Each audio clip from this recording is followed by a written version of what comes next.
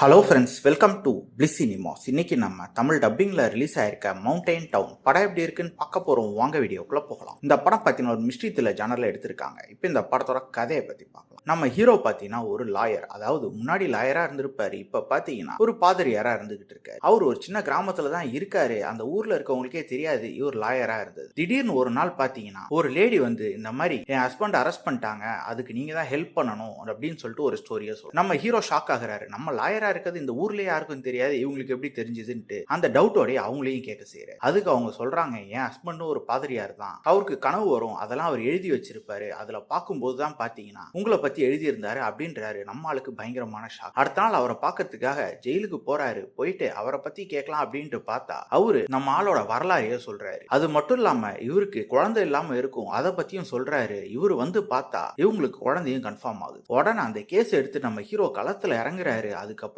நடக்கிற சுவாரஸ்யமான சம்பவங்கள்லாம் என்ன அப்படின்றது தான் இந்த படத்தோட மொத்த கதையே. இப்போ இந்த படத்தோட பாசிட்டிவிட்டி பத்தி பாசிட்டிவ் ஸ்டோரி பிளாட்டை பொறுத்தளவு பார்த்தீங்கன்னா ஒரு இன்ட்ரெஸ்டிங்கான ஸ்டோரி பிளாட்டா தான் இருக்கு. கேட்கும் போதே அதை பெர்ஃபார்மன்ஸ்ல படத்தில் அடிச்சிட ஒவ்வொருத்தருமே நீட்டான பெர்ஃபார்மன்ஸே கொடுத்துருக்காங்க. கேரக்டர் ரேட்டிங் பார்த்தீங்கன்னா நம்ம ஹீரோ கேரக்டர் நல்லாவே எழுதியிருக்காங்க. அவரை ஃபாலோ பண்ண அந்த படத்தை பார்த்து முடிச்சோம். படத்தில் வர மிஸ்ட்ரி போர்ஷன்ஸ் எல்லாமே நல்லாவே இருக்கு. அது மட்டும் இல்லாமல் அவருக்கு ஏன் அப்படி கனவுலாம் வருது அப்படின்ற போர்ஷன் நீட்டாவே காமிச்சிருக்காங்க. டெக்னிக்கலி பார்த்தீங்கன்னா படம் சவுண்டாக தான் இருக்கு. சினிமோட்டோகிராஃபி, சவுண்ட் எஃபெக்ட்ஸ், பிஜிஎம் எல்லாம் ஸ்கிரீன் பிளேஸ் பார்க்கும்போது ஓரளவு ஓகேவா இருக்கு. ஒரு சில இடத்துல நமக்கு ப்ரெடிக்டபிளா இருந்தாலும் ஓவராலா பார்க்கும்போது ஒரு ஓகேவான படம் பார்த்து ஃபீல் வரதா. கண்டிப்பா இது ஒரு ஒன் டைம் வாட்சபிள் படம் தான். ட்ரை பண்ணி பாருங்க. படத்தில் அடல் கண்டென்ட்லாம் இல்லை, ஸோ ஃபேமிலியோடய ட்ரை பண்ணலாம். இன்னொரு வீடியோவில் சந்திக்கலாம். தேங்க்யூ.